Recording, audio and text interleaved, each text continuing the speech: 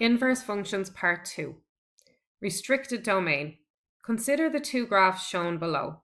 So we have h of x is equal to x squared, where x is an element of the real number set. So we have a U-shaped graph. Its minimum point is the origin, 0, 0. And it touches the points 2, 4 and minus 2, 4. So it has a mirror line. The y-axis is a mirror line. On the right-hand side, we have h of x is equal to x squared. So it looks very, very similar, but after the comma, we have something different. So after the comma, we have x is greater or equal to 0. So it's restricting the domain. It's only using x values greater or equal to 0. For x as an element of the real number set, we're using the entire x-axis as inputs. So the entire x-axis, so all numbers on the number line. Whereas for the graph on the right, we're restricting the domain to the right-hand side of the y-axis. So all the positive x values, including 0. So 0, 1, 2, 3, 4, and up to infinity. So x values are greater or equal to 0. And because we've restricted the domain, we can see we just have half of the original graph. So it's just the right-hand side of the y-axis. It looks very, very similar though. So this graph would also go through the point 2, 4. F of x is equal to x squared, where x is an element of the real number set, is a function, but it is not injective, as a horizontal line will intersect the graph more than once. So if we were to draw in a horizontal line parallel to the x-axis, it would cut the graph in 2 places. So this function is not injective as it is. Since it's not injective, it's also not bijective. And since it's not bijective, it has no inverse. H of x is equal to x squared, where x is greater or equal to 0, is a function in the restricted domain x values greater or equal to 0. H of x is a bijective function and hence has an inverse. So if we were to apply the horizontal line test anywhere along this graph, it would cut the graph once only.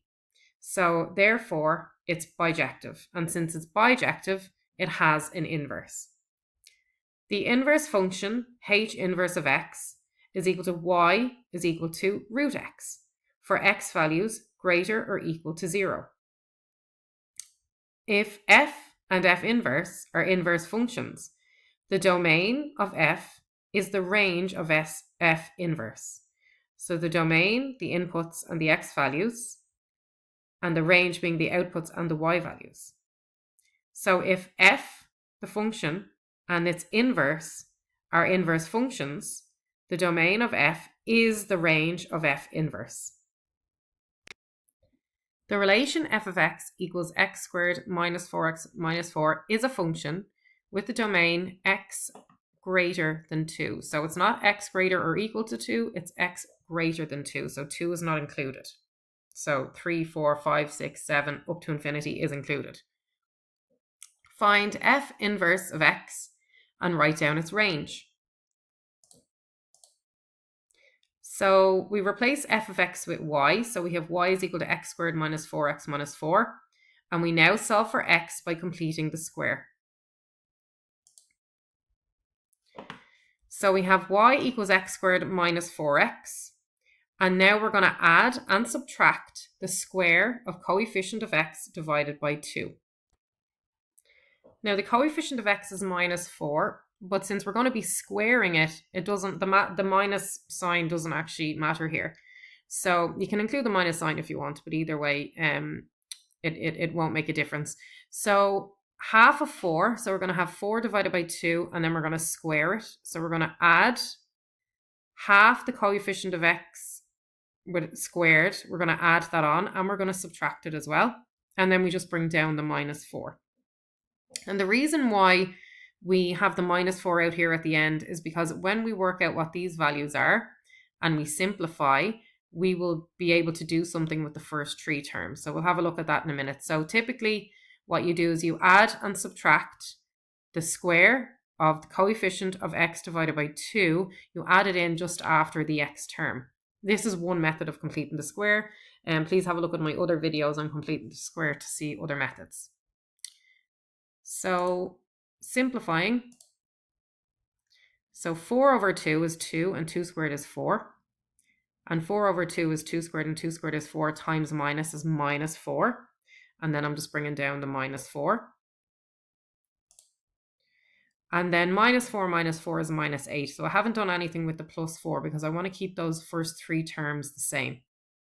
Okay, so we're not going to say plus 4 minus 8. We're not going to put them together. We're going to keep them separate. So we can factorize these first three terms. That's the whole reason that we set it up in this way. So factorizing, we get x minus 2 multiplied by x minus 2. So notice that they are the same thing. So we can simplify to x minus 2 to be squared and bringing down the minus 8. So this is why this method is known as completing the square. So all you've done is rearranged what you had at the start. So x squared minus 4x minus 4 can be rearranged as x minus 2 to be squared minus 8. So we have y equals x minus 2 to be squared minus 8 from the previous slide. So now we're going to try and solve for x. So we're going to bring whatever contains the x term to the left. So we bring x minus 2 to be squared over to the left. So I'm just going to stick a minus in front of it. I'm not multiplying it out or anything, just going to stick a minus in front of it. The y comes over to the right to become minus y, and the minus 8 hasn't moved anywhere, so that stays as minus 8. Now I'm going to multiply across by 1 because I want to get rid of that minus at the front there. So multiplying this entire term here by minus 1 just gets rid of that minus. So I just have x minus 2 to be squared. Minus y by minus 1 is positive y. Minus 8 by minus 1 is 8. So then the squared is going to come over the equal sign to become the square root. So we have x minus 2 is equal to the square root of y plus 8. And then the minus 2 is going to come over to become positive 2. And since we now have x on its own, we can replace x with f inverse of x. And then we just swap the y for x. So we're replacing y with x. So now we have our inverse function. So the inverse function of x is equal to 2 plus root x plus 8. Just important to note, we take the positive value for root y plus 8 as x is greater than 2. So it just told us that in the question. So the range of the inverse function of x is y greater than 2, the same as the domain of f. And that's because no matter what we would input into our inverse function, so whatever we would input for x, so let's say we input 1. So 1 plus 8 would be 9, and the square root of 9 is 3, and 3 plus 2 is 5. So 5 is obviously greater than 2.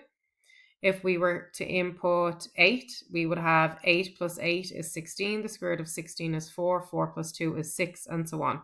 So the range is going to be greater than 2. So y is greater than 2, and it's the same as the domain of f, which was given at the start in the question.